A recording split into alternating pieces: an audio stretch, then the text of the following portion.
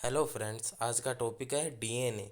तो आज डीएनए के बारे में कंप्लीटली स्टडी करेंगे कि डीएनए होता क्या है, किसे बोला जाता है डीएनए, कि इसकी फॉर्मेशन कैसे होती है, इसका हमारी बॉडी में किस प्रकार से प्रेजेंट होती है, क्या वर्क है। तो हम देखें तो एक डीएनए है वो एक जेनेटिक मटेरियल के रूप में वर्क करता है।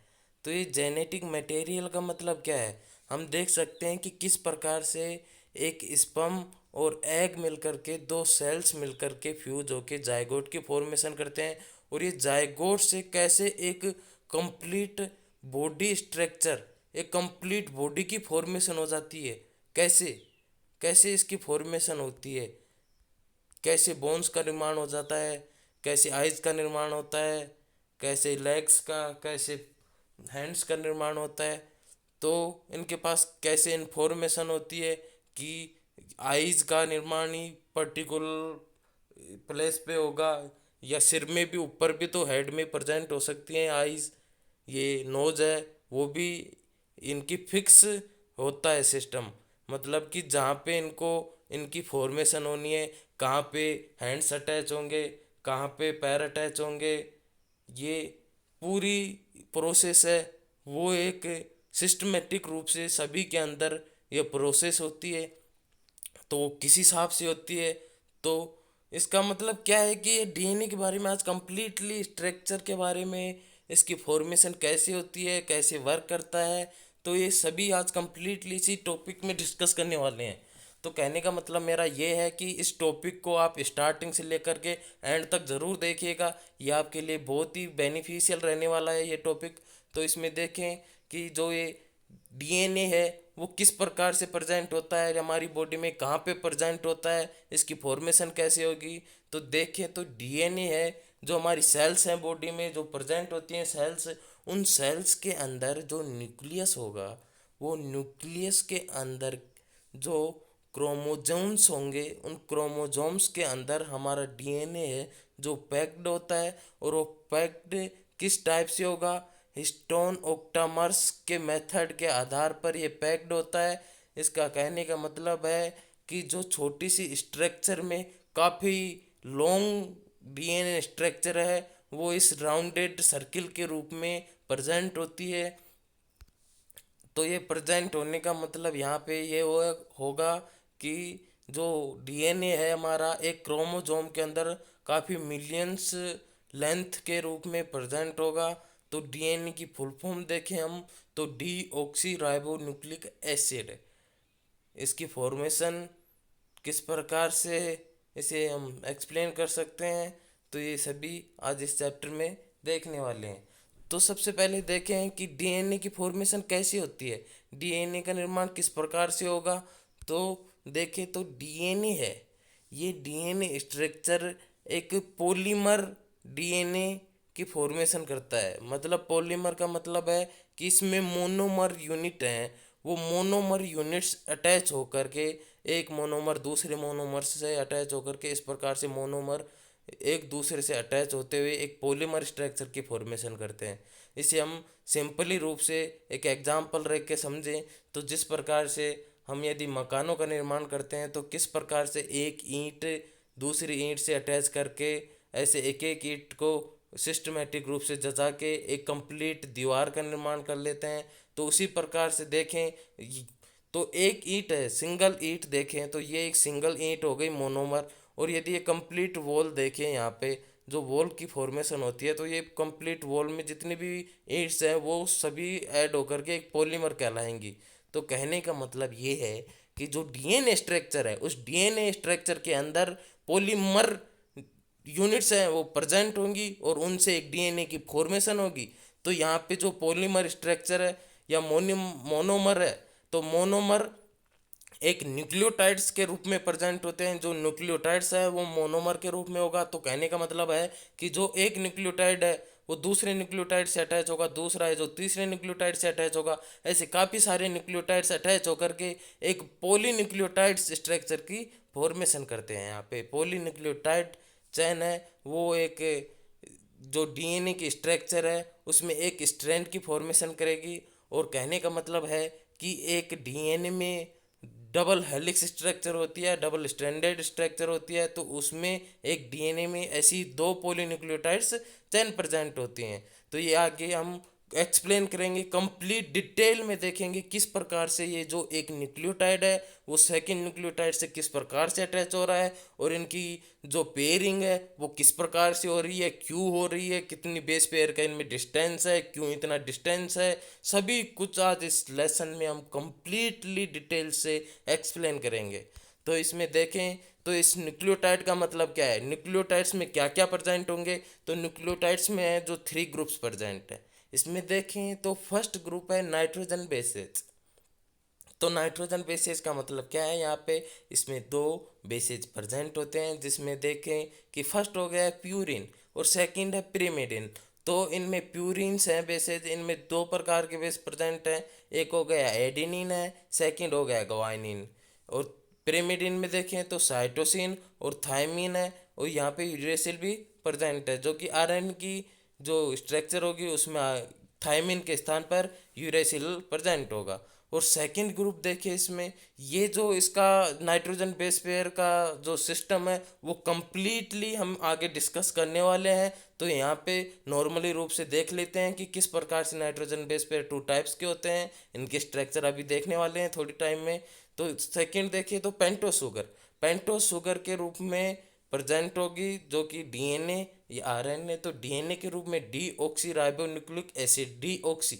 डीऑक्सी का मतलब हो गया कि जो पेंटोस शुगर होगी उसमें एक पोजीशन पर ऑक्सीजन मॉलिक्यूल की कमी होगी, इसलिए इसे डीऑक्सी बोला गया है। तो डीऑक्सी राइबोन्यूक्लिक एसिड है जो डीएनए में शुगर के रूप में प्रेजेंट होगा, और आरएनए में भी राइबोन्यूक्लिक एसिड प्रेजेंट होगा। और यदि थर्ड ग्रुप के बारे में डिस्कस करें तो ये थर्ड ग्रुप है जो फॉस्फेट ग्रुप के रूप में प्रेजेंट होता है। तो किस प्रकार से H3PO4 है जो फॉस्फेट ग्रुप अटैच होकर के एक डीएनए की जो स्ट्रक्चर है उसमें किस प्रकार से भागीदारी की निभाएगा, या इससे किस प्रकार से डीएनए में हेल्पफुल होगा, वो कंप्लीटली एक्सप्लेन करने वाले हैं।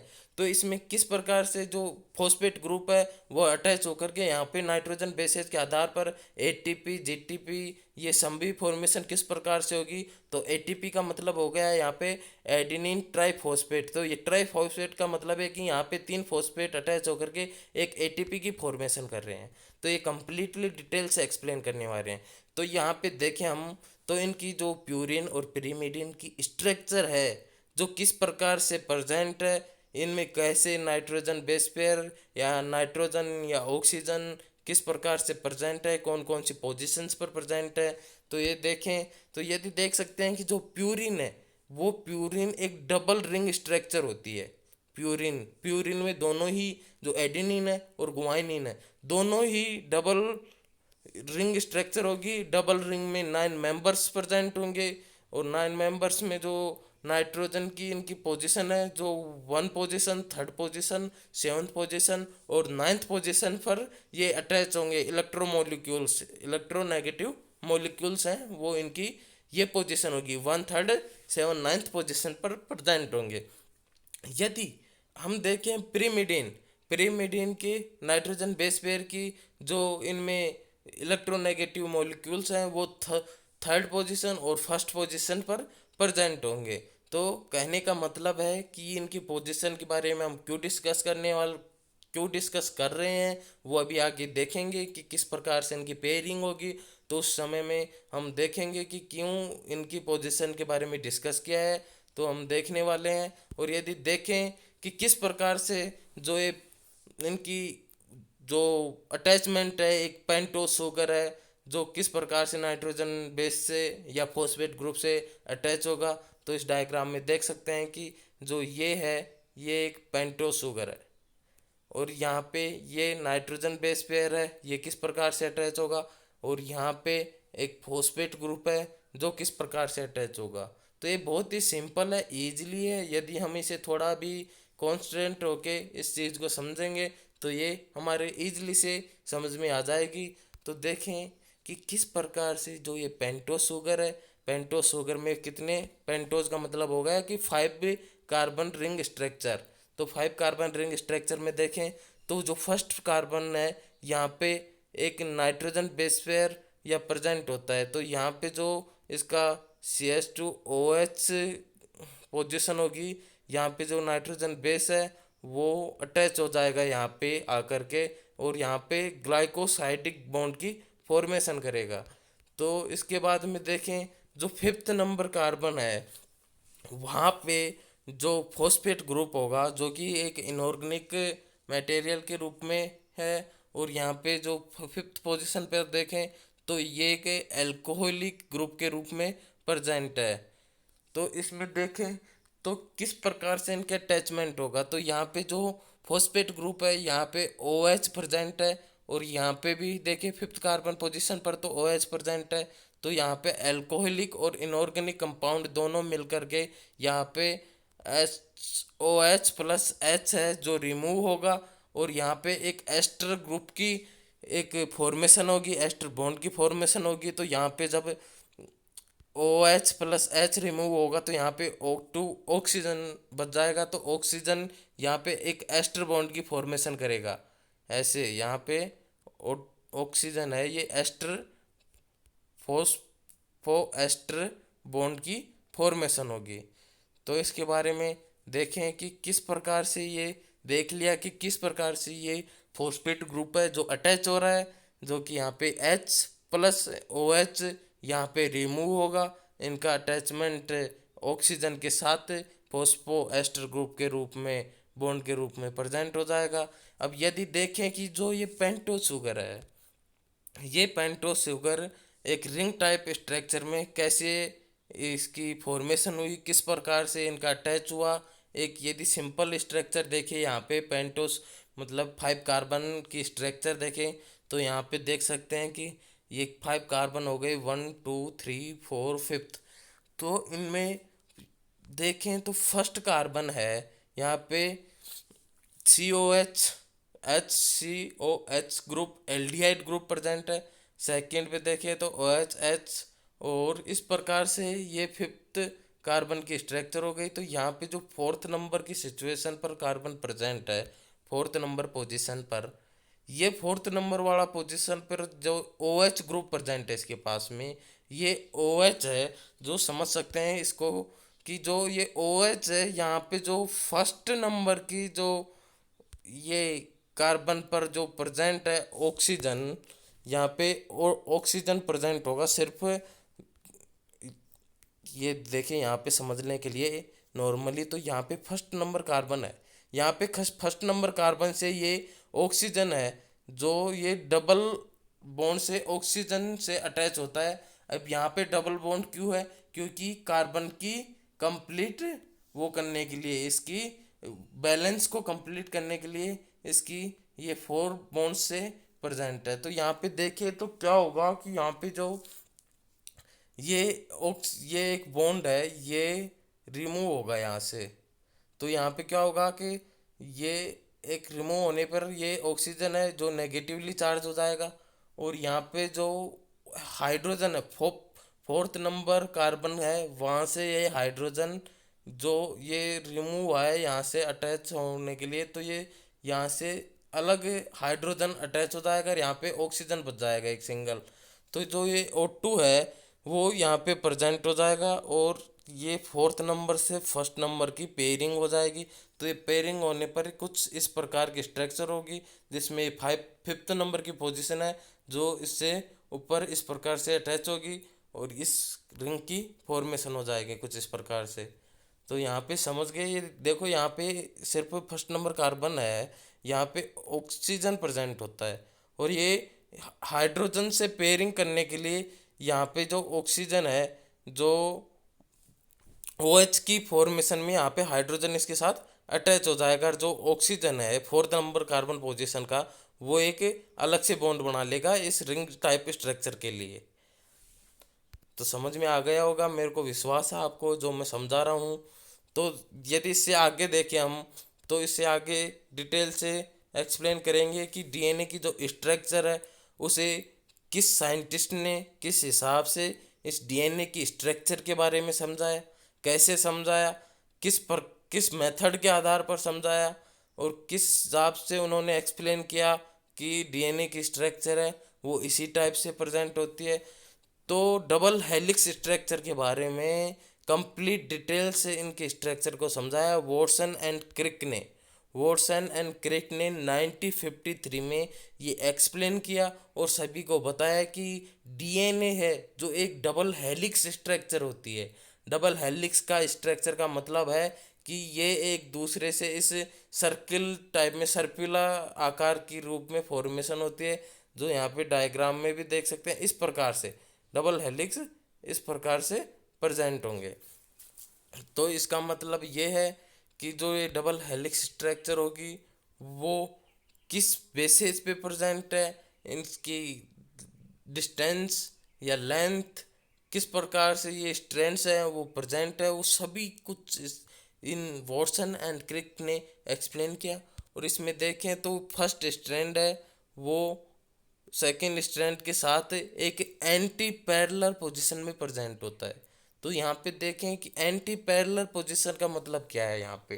तो एंटी पैरेलल का प्रेजेंट मतलब है कि प्रेजेंट होने का मतलब ये हो गया कि जो एक स्ट्रैंड है, यदि देखें कि जो फर्स्ट स्ट्रैंड है वो 5' to 3' है, तो यहाँ पे 5' का मतलब क्या हो गया और 3' का मतलब क्या है। तो 5' और 3' का मतलब ये है कि 5' पर तो फॉस्फेट ग्रुप अटैच होता है और 3' पर OH ग्रुप प्रेजेंट होता है। तो 5' to 3' है, तो इसके साथ में जो सेकंड वाले स्ट्रैंड होगा, पॉलीन्यूक्लियोटाइड चेन होगी, वो 3' to 5' इसके विपरीत प्रेजेंट होगी, मतलब एंटी पैरेलल पोजीशन में प्रेजेंट होगी। इस प्रकार से इनकी सिचुएशन है जो कि वॉटसन एंड क्रिक के द्वारा ये एक्सप्लेन किया गया और बताया गया।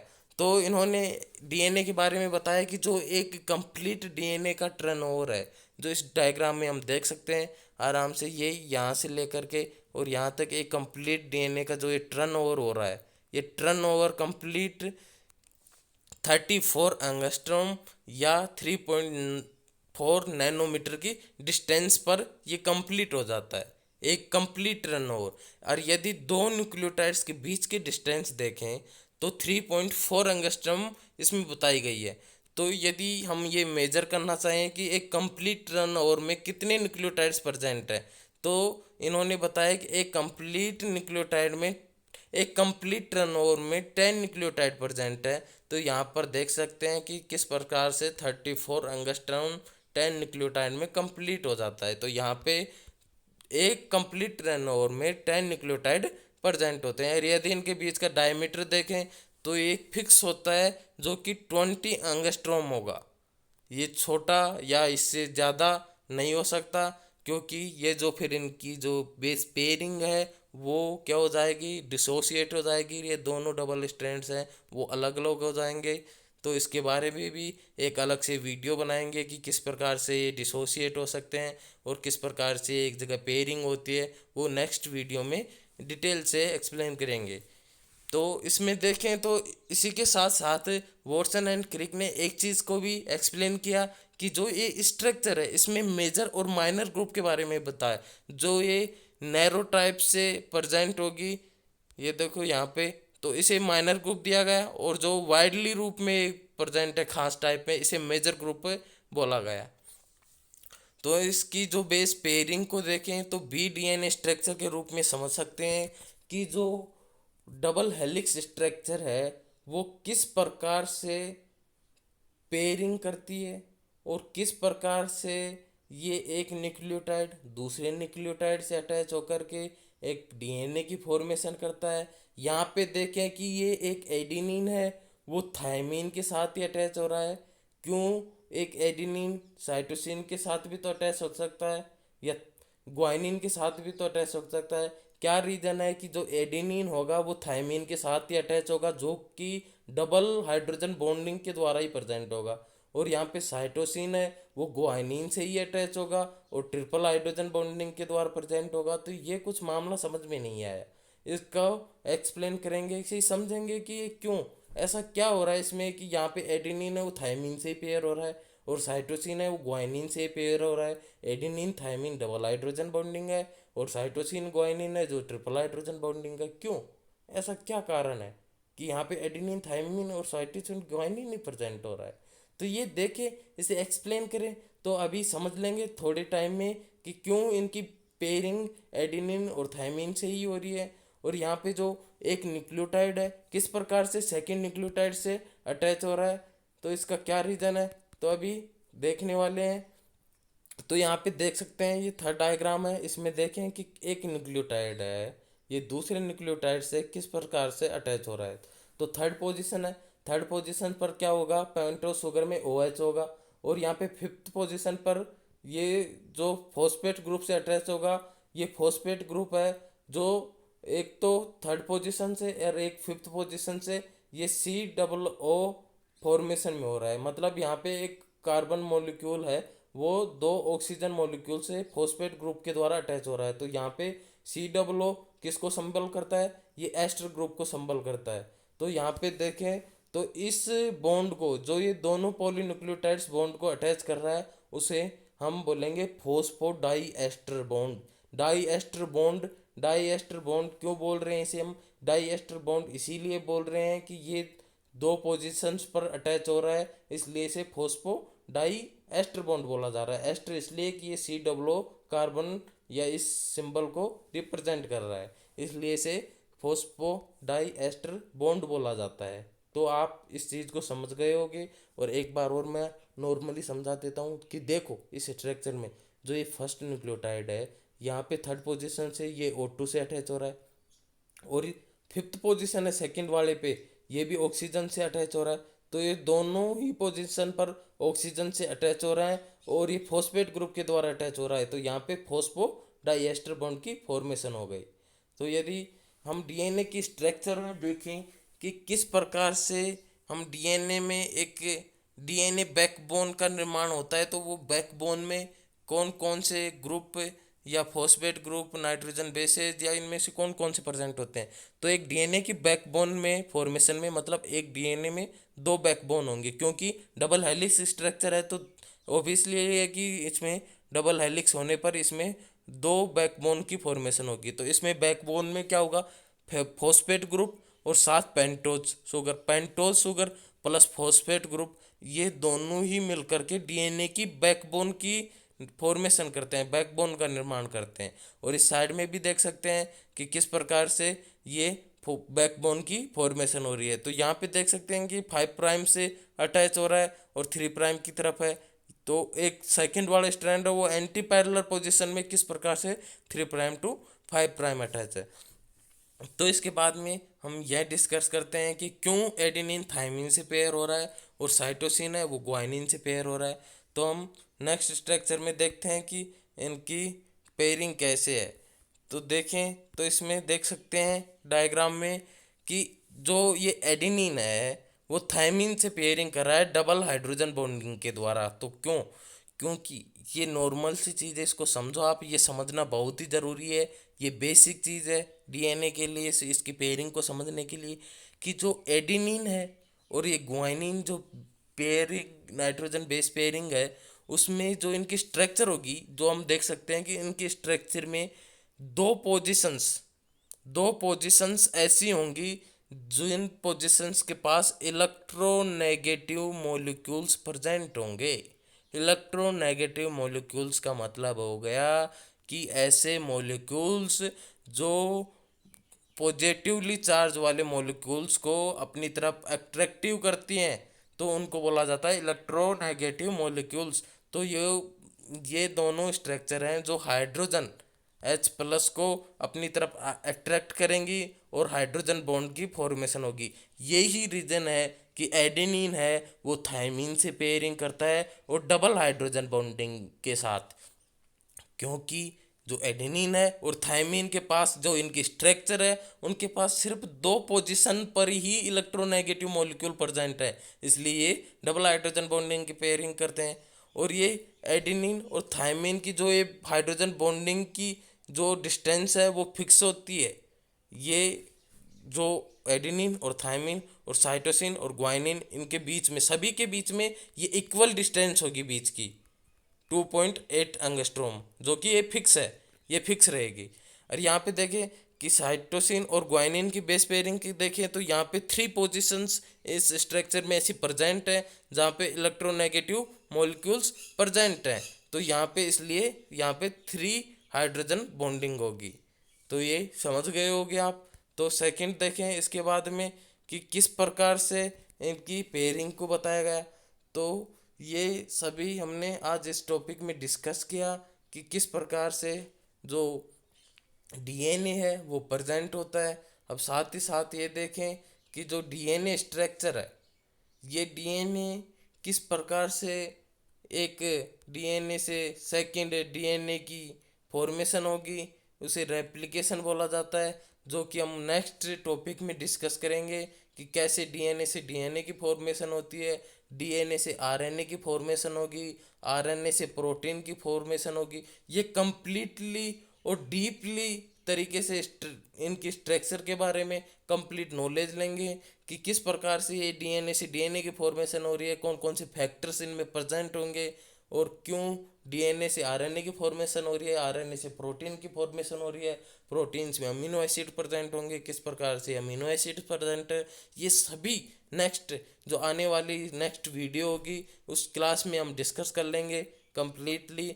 तो इसमें नॉर्मली डीएनए की जो बेसिक स्ट्रक्चर की उसके बारे में एक्सप्लेन किया है। और यदि इसमें देखें कि जो वॉटसन एंड क्रिक के द्वारा जो ये मॉडल दिया गया था वो सबसे बेहतरीन, और एक डीएनए की जो एक गुत्थी थी उसको सुलझाने के लिए कि भाई डीएनए है क्या, कितने स्ट्रैंड है, इसकी स्ट्रक्चर कैसी है, जो कि असमंजस की स्थिति बनी हुई थी उसको कम दूर करने वाले वॉटसन एंड क्रिक की थे।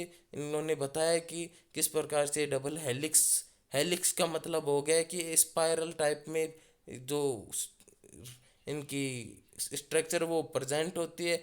और इन्होंने एक्सप्लेन कर दिया कि एक डीएनए वो डबल हेलिक्स स्ट्रक्चर है, और किस प्रकार से जो ये डीएनए है वो एक जेनेटिक मटेरियल के रूप में वर्क कर रहा है। तो ये भी हम समझ लेंगे आने वाली वीडियो में कि एक जनरेशन से दूसरी जनरेशन में कैसे इनकी फॉर्मेशन ट्रांसफ़र होती है, और क्यों निश्चित होता है कि आइज का निर्माण बिल्कुल फिक्स है कि हमारे जो हेड है जस्ट उससे नीचे होगी, नोइज का इनके दोनों के बीच में होगी, ईयर्स हैं वो दोनों साइड्स में प्रेजेंट होंगे। तो ये क्या रीज़न है, किसके द्वारा ये फॉर्मेशन जनरेट की जा रही है। तो ये होती है जीन्स के द्वारा। तो जीन्स कहाँ होते हैं, डीएनए में ही जीन्स प्रेजेंट होते हैं, उन जीन्स के द्वारा ये रेगुलेशन होता है, जो कि आने वाली वीडियो में कंप्लीट डिटेल से एक्सप्लेन करेंगे। तो थैंक यू, आज की वीडियो में हम इतना ही एक्सप्लेन